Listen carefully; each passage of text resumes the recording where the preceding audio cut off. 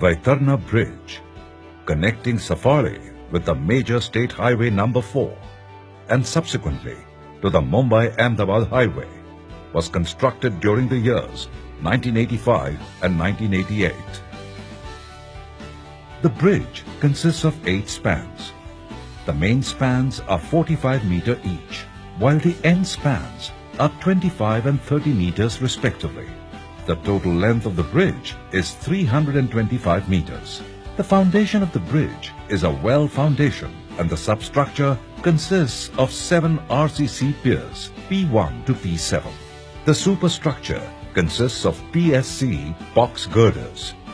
The width of the carriageway is 7.5 meters. This bridge has been carrying all kinds of vehicular traffic for more than 27 years. During a routine visit to the location in December 2014, a vigilant PWD engineer suspected that the railing above the pier P5 was tilted. After detailed observation, it was found that the pier P5 was tilted by about 15 to 20 centimeters on the upstream side. The neoprene pads were also displaced and the superstructure was dislocated. A zigzag vertical crack was developed in the well up to the well cap. The width of this crack was nearly 30 centimeters at the bottom and 4 to 5 centimeters at the top. Considering the serious nature of the problem, a study committee was immediately formed by the government of Maharashtra to inspect the cause and suggest a possible solution. After detailed observation and analysis, it was concluded that the problem had been created mainly due to the sand dredging carried out over a period of many years. This had eroded substantial part of the base of the well foundation of P5. Only 30% of the area of the well bottom was resting on the rock and it was in a destabilized condition. Also, the depth of the water had increased by 10 to 12 meters. Alternatives were evaluated by the committee before they zeroed in on a proper remedial measure. The committee of experts had suggested construction of a new well with portal beam and then transferring the load on this new supporting structure. However, we realized that it was almost impossible to construct a new well. Therefore, we held discussions with the committee again. Finally, it was decided to construct piles on both sides of the existing well, along with a portal beam, and transfer the load on this structure. When the action plan was finalized, the first hindrance was the stagnant water of 18 to 20 meters deep around the place of work. Simultaneously, this being a backwater, high tide and low tide also affected the work. It was important to assess the status of the well, P5, and stabilize the same before the commencement of actual work. Therefore, an underwater survey was carried out with the help of expert divers. A scheme to stabilize the well was designed and implemented. The piling work commenced after that. The underwater survey indicated that there were gaps in about 70% of the area between the bottom of the well and the ground. It was important to stabilize the well foundation of P5 to avoid further tilting before the actual rehabilitation work could commence. Due to the depth of water of about 15 to 16 meters and tidal effect, it was a great challenge to work under these extreme conditions. It was possible to work only for 3 to 4 hours a day, considering high and low tide. Also, the velocity of water, which is about 4 to 5 meters per second, was an impediment to work. The scheme prepared for immediate stabilization of P5 was as follows. Initially, the gap between the well bottom and the ground was filled up by inserting wedge-shaped precast M40 RCC sleepers of required sizes in layers. The remaining gap was filled with MS plates. The loose material on the sides was cleared with air compressed pressure. Next, RCC ring beam of size 500 mm by 500 mm was cast underwater with quick setting adhesives.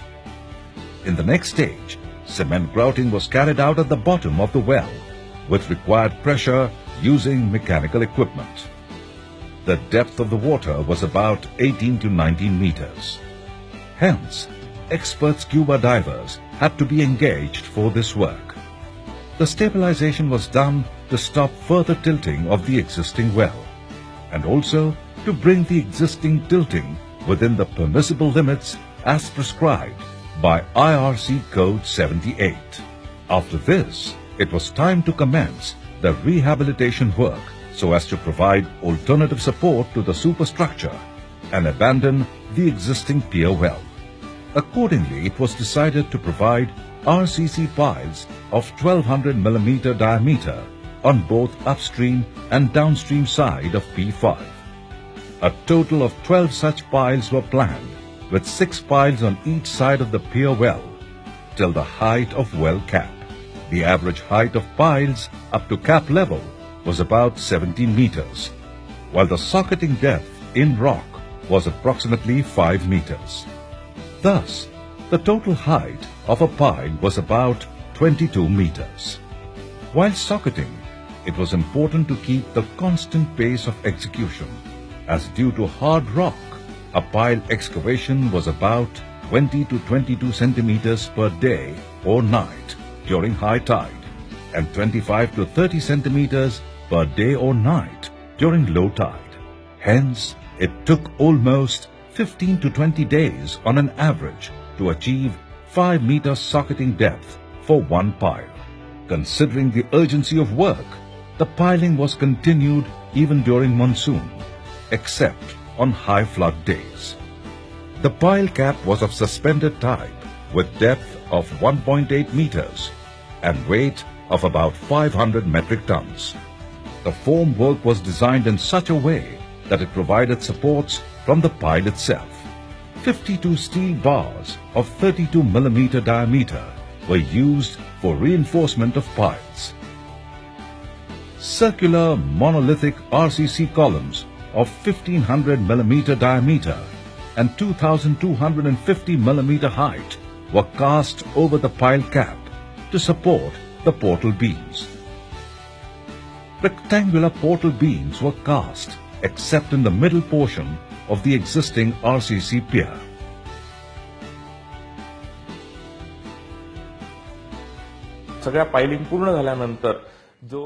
After completion of the piling work, it was essential to lift the main girder of the bridge so that concreting could be done below that. This was the most important and delicate part of the whole process. We used mechanical jacks of high sensitivity for this purpose. Transferring the load after lifting of the girder was another sensitive, tricky part of the work.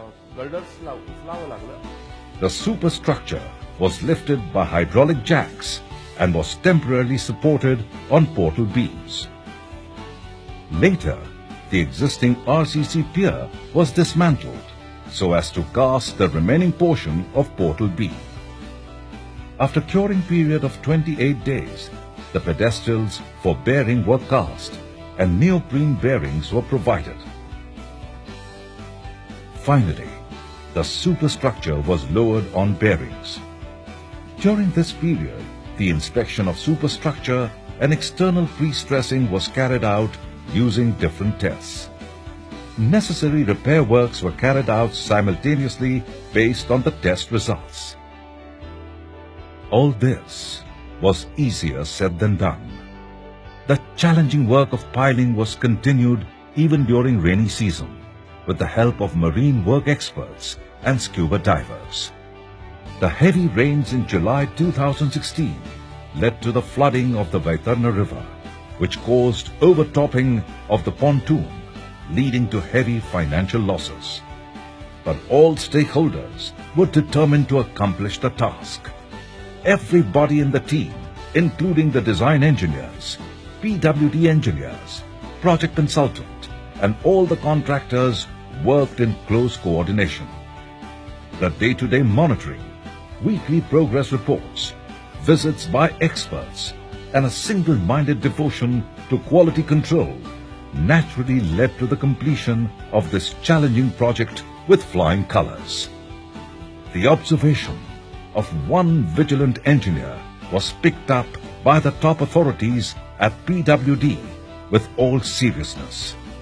The right thinking and swift action on their part has not only strengthened the bridge, thus increasing its longevity, but has also averted a possible mishap. For the Palghar division of the Public Works Department of the Government of Maharashtra, it may be one more task accomplished, but for the people, it reflects the deep-rooted commitment to public service. Public Works Department, adding newer benchmarks to the glorious history of more than 150 years.